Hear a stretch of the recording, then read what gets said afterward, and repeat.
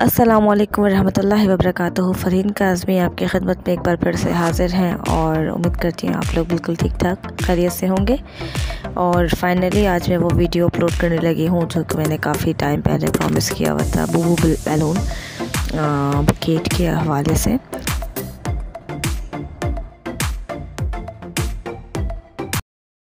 Search कीजिए Farheen Kazmi official, और अगर आपने अभी तक मेरे चैनल को सब्सक्राइब नहीं किया है तो प्लीज़ कर लीजिए और साथ ही बेल आइकन ज़रूर दबाइए ताकि आपको आने वाली तमाम नोटिफिकेशन ज़रूर मिल सके।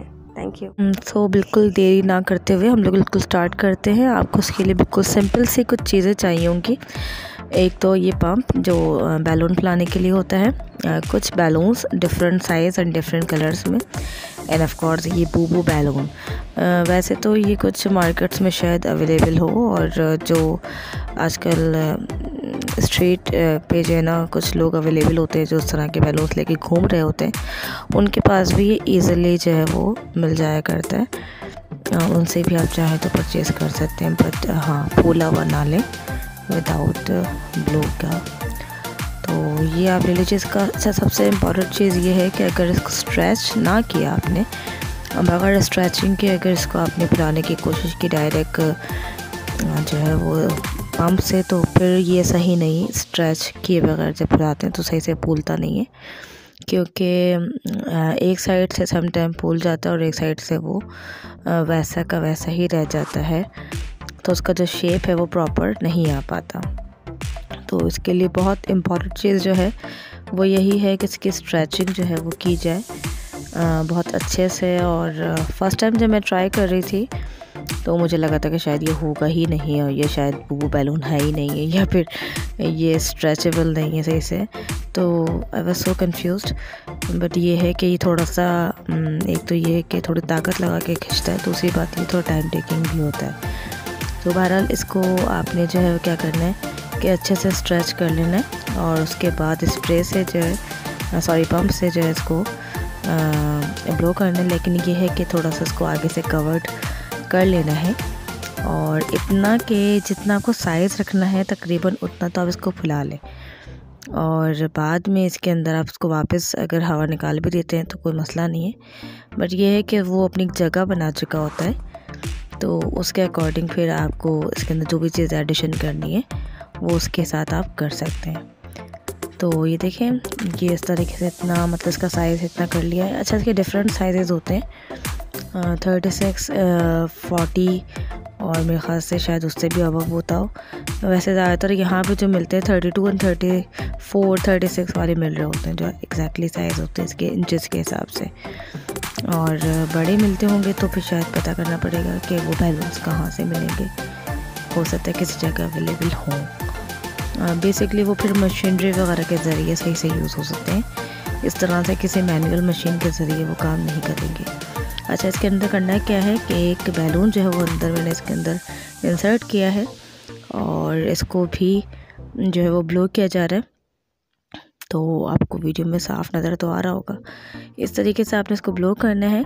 जितना साइज़ आपने रखना है रिक्वायरमेंट साइज़ के अकॉर्डिंग इसको करके इसको बैक साइड से पीछे खींच लीजिए, और इसके अंदर एक अच्छे से जो है वो नॉट लगा के जो एक्स्ट्रा बचे उसको आप कटिंग कर दीजिए। तो बस इस प्रोसेस को जो है वो देखते हुए जितने भी बैलून्स आपको ऐड करने हैं वो आपने सारे इसी तरीके से जो है वो ऐड करते जाना है, ठीक है। और उसको फिर इनसाइड छोड़ दीजिए। तो इसी तरीके से करना है सारा प्रोसेस। तो वीडियो देखते रहिए, और आई रियली होप कि ये वीडियो आपको क्लियरली समझ में भी आएगी और पसंद भी आएगी।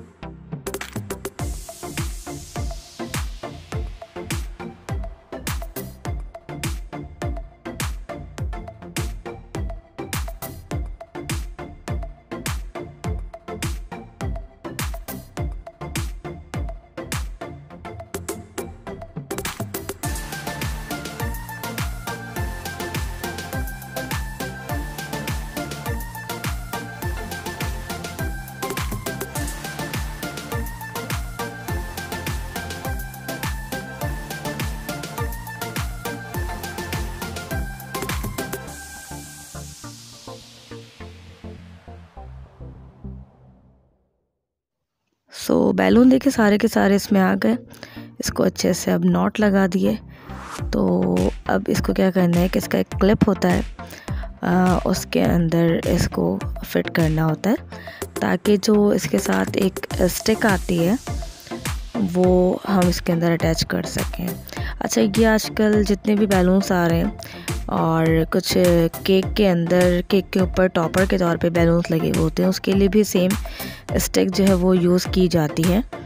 तो अच्छा, इसके जो है वो स्मॉल एंड बिग दोनों साइजेस आते हैं, जिसका जो क्लिप है ना इसके अकॉर्डिंग, और उसके हिसाब से ही उसके स्टिक्स होती हैं, उनका साइज़ भी वैसा ही होता है। जो केक के ऊपर टॉपर लगते हैं उनके साइजेस थोड़े से छोटे होते हैं, ठीक है, स्मॉल साइजेस के होते हैं। तो इसको आपने अच्छे से कवर कर लेना है और अच्छे से गिटान बन जाए इसके, ताकि इसके अंदर से कोई रास्ता ना बचे कि इसके अंदर से हवा बाहर आ सके, ठीक है। और इसके बाद जो स्टिक है उसको आपने इस तरीके से जो है वो लगा देना है, तो ये एकदम स्टिक हो जाएगा आराम से।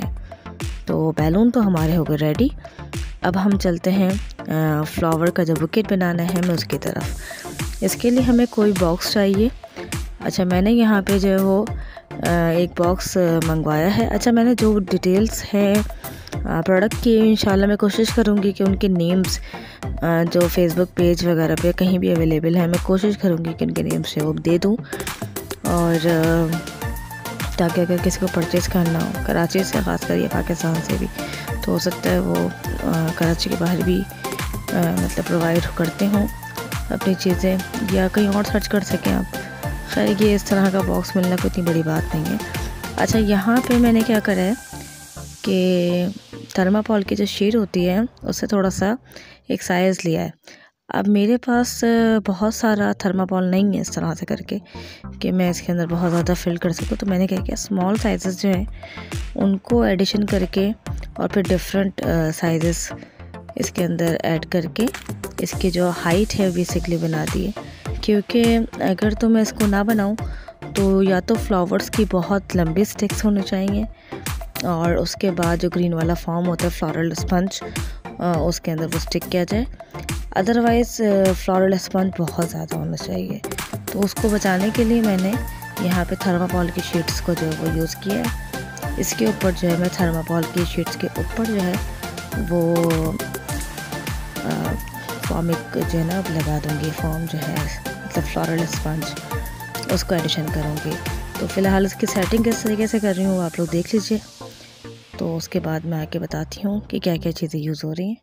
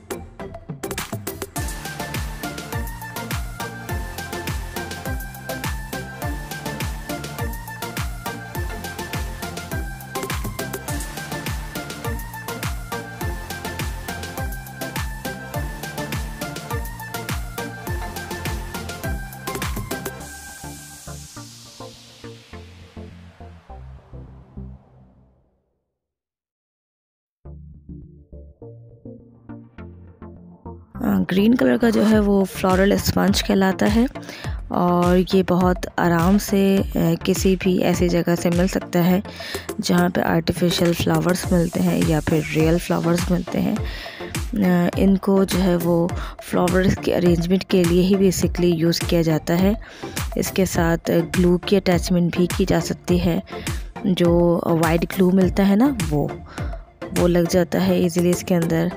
इसको सोक करके भी यूज़ किया जाता है और बगैर सोक किए भी इसको यूज़ किया जा सकता है। मैं यहाँ पे बगैर सोक किए इसलिए यूज़ करूँगी क्योंकि जो मेरा बॉक्स है वो बेसिकली है तो कॉटन का ही ना, मतलब अगर ज़्यादा देर उसके अंदर लिक्विड सा फील हुआ तो मैं भी वो ख़राब होने के चांसेस हों, तो मैं ऐसा कोई रिस्क नहीं लेना चाहती। इसीलिए मैंने नीचे थर्माकोल की शीट करके इसको लगाया ताकि मजबूती रहे और लाइट वेटेड भी रहे और ये आराम से इसके अंदर जो फ्लावर्स की मैं अरेंजमेंट करने वाली हूँ उनके साइजेस उसकी हाइट के हिसाब से बिल्कुल प्रॉपर सही से चीज़ रहे, वरना मुझे बहुत लंबी स्टिक यूज़ करनी पड़ती और मुझे बॉक्स भी जो हाइटेड चाहिए था ताकि उसका लुक वैसा आना चाहिए था जैसा मैं चाह रही हूँ कि आ जाए। तो फ्लोरल स्पंज इसमें लग चुका है और अब इसके अंदर हम जो है वो रोज़ेस की अरेंजमेंट करेंगे और फ्लावर रॉचर लगाएंगे। तो रोज़ेस मैंने कटिंग कर लेना है 2.5 से 3 इंच की हाइट उसकी रहने की छोड़कर, और उसके बाद उसको लगा के देख लेना है कि किस तरीके से आ रहा है। तो ये डिपेंड करता है कि आपके फ्लावर्स की जो है विड्थ कितनी है और किस तरह का उसका लुक है, उसके अकॉर्डिंग आपने किस तरह से उसकी अरेंजमेंट करनी है, ये सारी की सारी आपके ऊपर डिपेंडेड है, ठीक है। अच्छा, इसके अंदर मैं बेबी ब्रीथ के नाम से जो एक टेनिक फ्लावर्स होते हैं लाइक वो भी यूज़ करने वाली हूँ। फिलर्स होते हैं बेसिकली वो, तो ताकि इसका कॉम्बिनेशन और भी खूबसूरत लगेगा। मतलब बीच में जो है वो फ्लावर रॉचर आ जाएगा और साइडों में ये रोजेज़ हो जाएंगे और बेबी ब्रीथ का जो है वो फिलर्स आ जाएंगे, तो वो और बहुत खूबसूरत सा एक लुक बन जाएगा। तो अरेंजमेंट आप लोग देखते रहिए और देखते रहिए कि किस तरीके से जो है वो सारा काम हो रहा है स्टेप बाय स्टेप।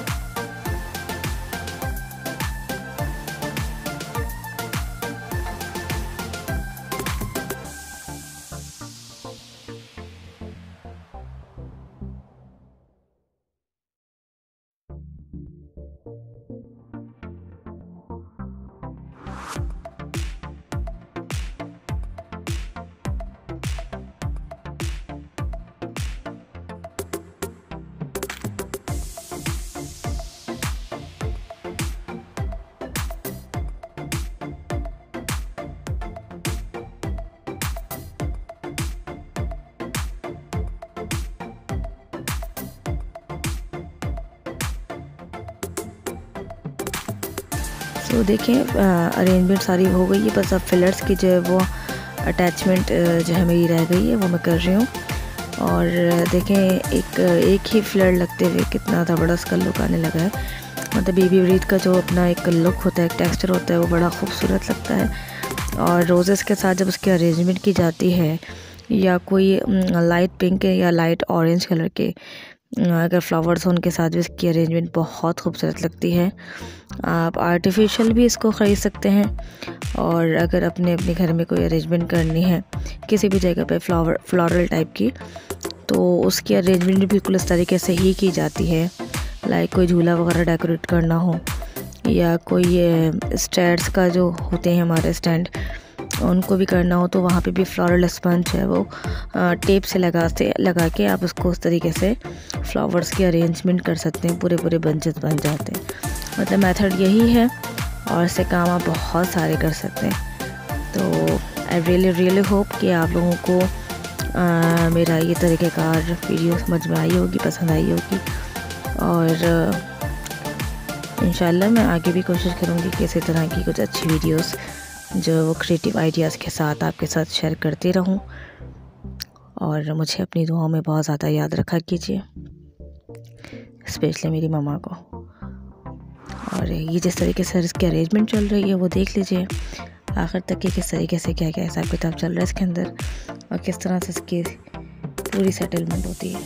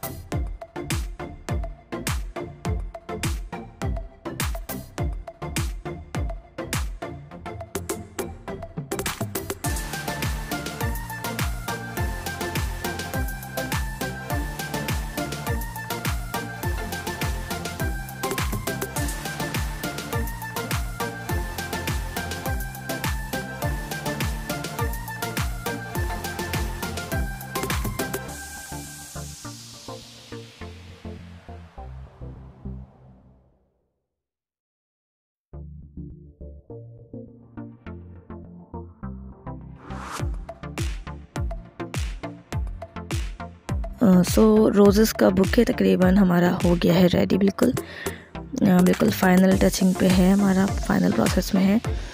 और इसके बाद हमें बस इसके अंदर क्या करना है कि जो हमने बैलून की स्टिक बनाई थी वो उसको बिल्कुल बीच में हमें इंसर्ट कर देना बेसिकली। तो ये हमारा बूबू बैलून बुके तैयार हो जाएगा बिल्कुल। अच्छा, खाली आपको ये भी अगर इसको किसी को गिफ्ट करते हैं तो ये भी बड़ा प्यारा सा है। ज़रूरी नहीं है कि आप इसके अंदर बैलून के स्टिक लगाएं या बैलून के अरेंजमेंट करें, खाली ये भी देते हैं तो ये बहुत खूबसूरत सी चीज़ है जो आप किसी को भी गिफ्ट कर सकते हैं। तो आई होप आपको पसंद आया होगा। इसका फ़ाइनल लुक जो है वो एक वीडियो में है, वो मैं आपके साथ एक दफ़ा जो है वो शेयर कर देती हूँ। और बैलून जो है वो इस तरह से करके ऊपर लग जाएगा और इतना ही नीचे जाएगा कि जितना ये आराम से इंसर्ट हो सके, ठीक है। तो इसकी ज़्यादा ज़ोर ज़बरदस्ती नहीं करनी है, और अगर एक्स्ट्रा कुछ है तो उसको आप कटिंग भी कर सकते हैं, ठीक है। इस बैलून के अंदर यही एक कमाल होता है, वो मैं आपको लगा के दिखा देती हूँ फिर भी, ताकि अंदाज़ा हो जाए कि किस तरीके से होगा। ये देखें, इसको इंसर्ट कर दिया है आराम से, और ये बिल्कुल ईज़िली इंसर्ट हो जाता है। ये देखें, इसका पूरा लुक नज़र आ रहा है, ठीक है। बाद में चाहें तो इसको रिबन वगैरह लगा सकते हैं। Thank you so much for watching. अपना बहुत ज़्यादा ख्याल रखिएगा। मुझे अपनी दुआओं में ज़रूर याद रखा कीजिए। Thank you. अल्लाह हाफ़िज़। अल्लाह निगहबान।